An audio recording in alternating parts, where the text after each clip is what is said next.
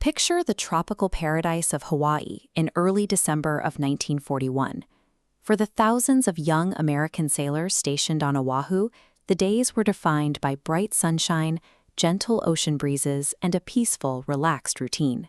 To maintain a distance from the wars burning through Europe and Asia, the United States repositioned its enormous Pacific Fleet from California to Hawaii. It was meant to be a massive show of force. The American Navy was parked in neatly moored lines along Battleship Row, packed tightly side by side. While this massive clustering projected strength, it severely restricted maneuverability. Navigating these steel ships out quickly would be nearly impossible. The heavy reliance on the physical strength of the fleet led to a belief that the harbor was its own defense. This posture left the base vulnerable to a method of attack they had not prepared to face. Up in the lush hills of Opana Point, the military was testing a brand new technological defense system called radar, monitored that Sunday morning by two Army privates. On their screen at exactly 7 in the morning, the radar registered a massive anomaly, a huge formation of incoming signals approaching rapidly from the north. The privates immediately called in the sighting. The officer on duty assumed the signals were simply a scheduled flight of American bombers arriving from the mainland and told them not to worry. The equipment was working perfectly, but the human interpretation was a fatal error. The radar had actually tracked the first wave of over 100 Japanese fighters and bombers descending on the island. By dismissing that raw data, Command completely bypassed the only early warning system capable of detecting the threat. The island's defenses remained dormant, guaranteeing the attack would be a devastating surprise. Just before 8 o'clock, the quiet tropical air tore open with the deafening roar of aviation engines. Enemy planes dropped out of the clouds, flying aggressively low over the water. The attackers executed a highly precise tactical sequence.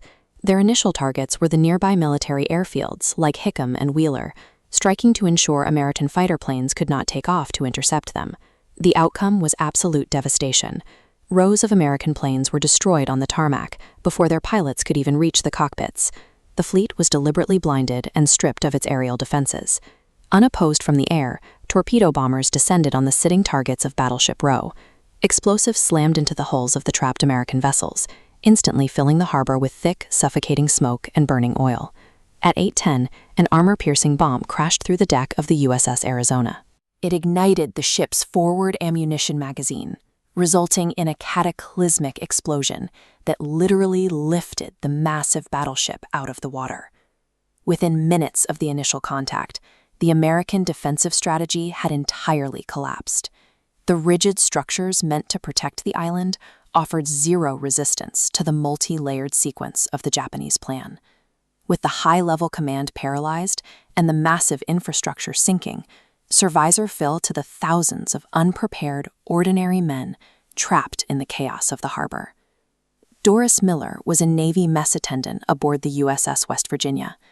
Because of the military's strict segregation rules at the time, his assigned duties were limited to laundry and food service.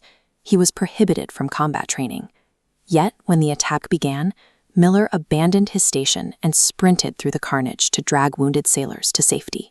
He then took control of an unmanned 50-caliber anti-aircraft machine gun, returning fire until the weapon ran dry. Elsewhere, Army Air Corps pilots George Welch and Kenneth Taylor woke to the sound of detonations. Dodging enemy strafing runs, they sped their cars directly into the crossfire to reach a secondary airstrip. Outnumbered and flying through smoke, the two pilots managed to get a pair of P-40 fighters airborne. They directly engaged the enemy formations and successfully shot down multiple Japanese aircraft. When top-down strategic planning failed the fleet entirely, bottom-up human resolve and unscripted bravery stepped into the void to fight back against the onslaught. By 10 o'clock that morning, the skies fell silent. The immediate toll was staggering. Over 2,400 Americans dead, 8 battleships damaged or destroyed, and the Pacific Fleet crippled.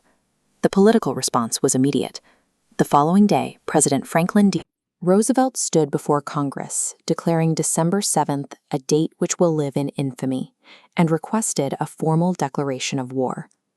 The Japanese military achieved their tactical objective by neutralizing the fleet in the Pacific. Yet, in doing so, they inadvertently erased America's deepest political division. Prior to the attack, the country was heavily fractured over whether to enter the global conflict. The long-standing debate between isolationists and interventionists vanished as the scope of the destruction reached the mainland. The psychological shift manifested immediately across the country. Recruitment offices flooded with young men desperate to enlist, unifying a once-divided public into a single fighting force overnight. Today, the remains of the USS Arizona still sit at the bottom of the harbor. It serves as a lasting emotional scar and a silent tomb for the men who never made it off the ship. The devastating failure of military planning on a quiet Sunday morning yielded an agonizing cost.